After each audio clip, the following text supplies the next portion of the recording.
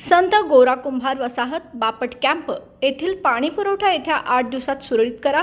पाणी प्रश्न कायमस्वरूपी सोडवण्यासाठी सर्व उपाययोजनांचा अभ्यास करून त्या मार्गी लावा, अशा सूचना आमदार जयश्री जाधव यांनी कोल्हापूर महापालिकेच्या पाणीपुरवठा विभागाच्या अधिकाऱ्यांना दिल्या।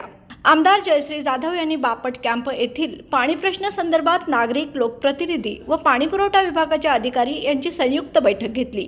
या बैठकीत आमदार जाधव यांनी अधिकाऱ्यांना चांगलेच धारेवर धरले। बापट कॅम्प परिसरात महिन्याभरापासून कमी दाबाने पाणीपुरवठा सुरू होता।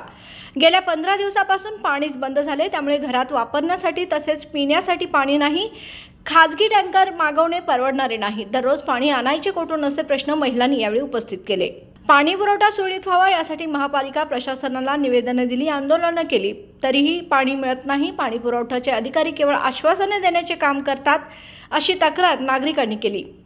यावर आमदार जाधव यांनी संतप्त होऊन अधिकाऱ्यांना चांगलेच खडसावले। पाण्यासाठी महिला वनवन फिरत असताना अधिकारी ऑफिसमध्ये बसून फायली फिरवत आहेत का?